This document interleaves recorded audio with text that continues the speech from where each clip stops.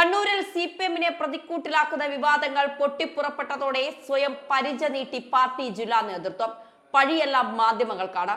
ചില മാധ്യമങ്ങൾ തുടർച്ചയായി CPM-നെതിരെ നടത്തിക്കൊണ്ടിരിക്കുന്ന അപവാദ പ്രചരണങ്ങൾ അടിസ്ഥാനരഹിതവും അപലപനീയവുമാണ് എന്നാണ് CPM കണ്ണൂർ ജില്ലാ സെക്രട്ടേറിയറ്റിന്റെ ആരോപണം.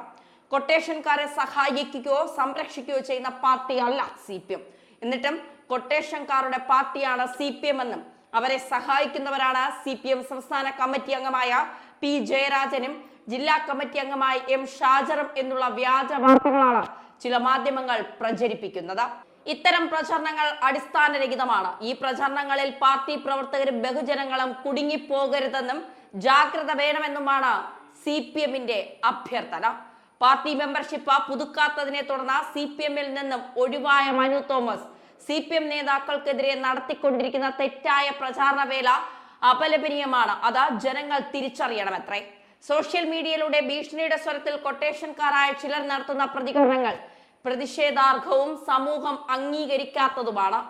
നവമാധ്യമങ്ങളിലൂടെ നടത്തിക്കൊണ്ടിരിക്കുന്ന ഇത്തരം പ്രതികരണങ്ങൾ ലൈക്ക് ചെയ്തും ഷെയർ ചെയ്തും പ്രചരിപ്പിക്കുന്നതും ന്യായീകരിക്കത്തക്കതല്ല.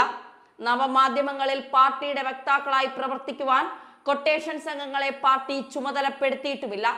തൊഴിലാളി കർഷകാദി ബഹുജനങ്ങളെ അണിനിരത്തി അനീതിക്കും അഴിമതിക്കും കൊള്ളരുതായ്മയ്ക്കുമെതിരെ പോരാട്ടങ്ങൾക്ക് നേതൃത്വം കൊടുക്കുന്ന പാർട്ടിയാണ് CPM. വർഗീയതയ്ക്കും കോർപ്പറേറ്റ് നയങ്ങൾക്കുമെതിരെ സന്ധിയില്ലാ സമരവും നടത്തുന്ന ഇന്ത്യയിലെ ജനകീയ പാർട്ടിയാണത്. ഇത്തരമൊരു പാർട്ടിയുടെ ജനകീയ വിശ്വാസ്യത തകർക്കുവാനുള്ള നീക്കമാണ് തിരഞ്ഞെടുപ്പ് പരാജയത്തെ തുടർന്ന് വലതുപക്ഷ രാഷ്ട്രീയ പാർട്ടികളും ചില മാധ്യമങ്ങളും നടത്തുന്നത്. അത് തിരിച്ചറിയാൻ ജനാധിപത്യ വിശ്വാസികൾക്ക് കഴിയണമെന്നാണ് CPM അഭ്യർത്ഥിക്കുന്നത്.